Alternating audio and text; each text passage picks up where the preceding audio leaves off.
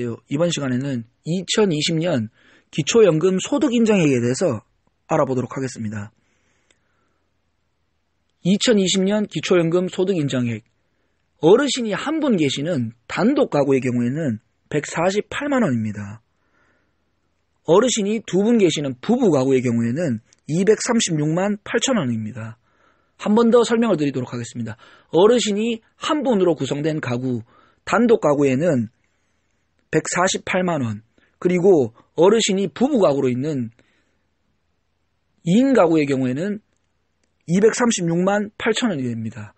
여기에서 설명을 조금 더 드릴 부분이 소득인정액이라는 것이 있습니다. 이 소득인정액이란 소득과 재산을 함께 심사를 해서 평가를 해서 계산을 하는 것을 의미하고 있습니다.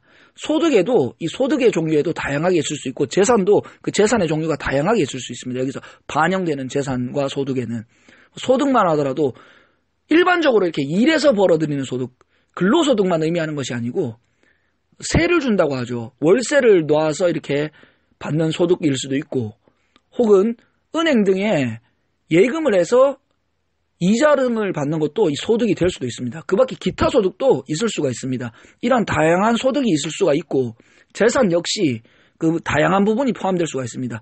기본적으로 부동산, 예를 들면 토지, 임야, 아파트, 단독주택 이런 것들이 포함이 될 수가 있지만 그 밖에도 자동차라든지, 자동차라고 해서 물론 이게 예외상이 있기도 하지만 자동차도 포함이 될 수가 있고 하지만, 그리고 임목재산이나 어업권 이런 것들도 포함이 될 수가 있습니다. 재산에도. 그래서 재산도 그 종류가 다양하게 있다는 점을 알아두시기 바랍니다.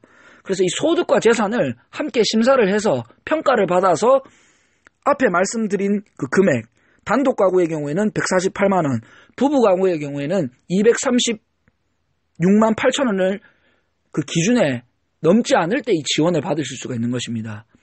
그리고 조금만 더 설명을 드리면 기초연금 처음에 이렇게 기대를 하시는 분들이 많습니다. 30만 원이라고 이렇게 홍보를 많이 하다 보니까 전부 다 이렇게 30만 원을 받으실 수 있는지 이렇게 기대를 하시는 분들이 있는데요. 그렇지 않습니다. 기초연금도 그 받는 금액이 어르신들마다 다 차이가 있을 수가 있습니다. 제가 앞에서 말씀드린 것처럼 그 소득과 재산을 심사하는데 그 소득과 재산이 어르신들마다 다 다를 수가 있기 때문입니다. 예를 들어서도 전세를 산다고 하더라도 그 전세가 1억짜리 전세일 수도 있지만 반대로 전세지만 2천만 원짜리 전세도 있을 수가 있기 때문입니다. 이런 경우에는 재산에서 벌써부터 차이가 나기 시작합니다. 그렇기 때문에 그 기초연금이라고 해서 모두가 동일하게 금액을 받는 것은 현재는 아니다는 것을 알아두시면 될 것 같습니다. 이 참고용 자료로만 들어주시고 이 자세한 상담은 이 관할 기관에 상담을 받아보시기 바랍니다. 좋아요와 구독, 알림 버튼 눌러주시면 감사하겠습니다. 고맙습니다.